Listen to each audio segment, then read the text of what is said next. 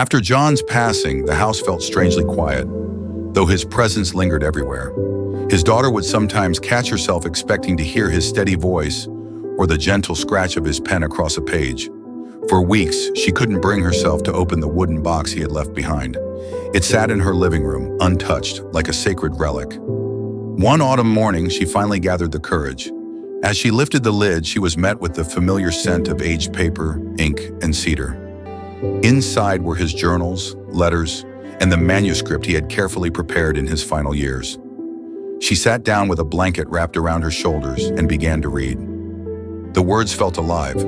They weren't just sentences on a page. They carried his voice, his wisdom, his laughter, even his silences. His daughter wept, not from grief alone, but from the overwhelming sense that her father was still speaking to her. Days turned into nights as she read, and slowly an idea began to grow in her heart. She realized these writings were not meant only for her or the children. They were a map of survival, a guide to resilience, forgiveness, and love. And perhaps, she thought, others who walked through heartbreak and loss could find solace in them too. With trembling hands, she gathered his manuscripts and took them to a small local publisher. At first, it was just an experiment, a limited run of printed copies titled simply, Letters from a Quiet Life. She expected little, but the book began to spread, first among neighbors, then among friends of friends, then far beyond the town where John had lived. Readers found themselves struck by the honesty of his words. He did not hide his pain, nor did he glorify his recovery. Instead, he spoke plainly, with a warmth that made strangers feel as if they had known him all their lives.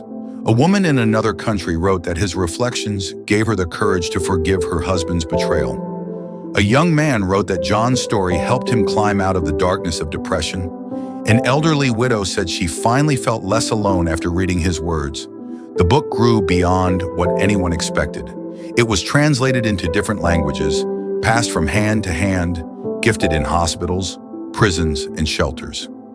Teachers assigned passages to their students. Therapists recommended it to their patients. Quietly, without fanfare, John's voice was touching lives he would never see, planting seeds of healing in places he had never walked. His daughter sometimes marveled at the letters she received from across the world. She would read them aloud to her children.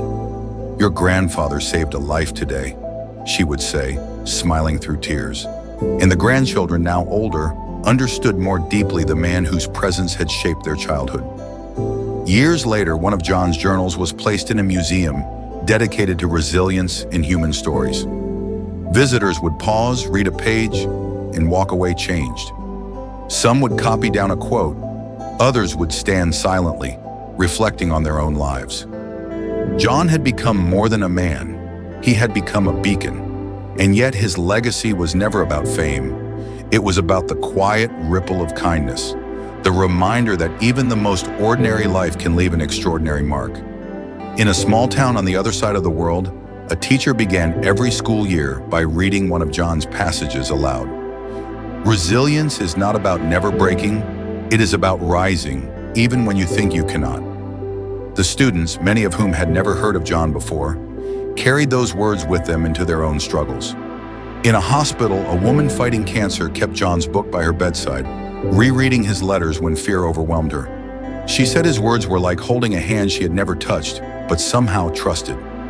In a prison cell, a young man serving a long sentence read John's reflections on forgiveness and wrote in his own notebook for the first time. "Maybe I can write myself into a better man," he scrawled, echoing John's journey.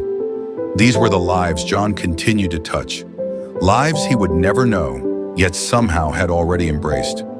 His words had crossed borders of distance, language, and time, proving that stories, once released, never truly die. Back in the town where it all began, his daughter often sat on the porch where John had spent so many evenings. The chair was empty now, yet not really.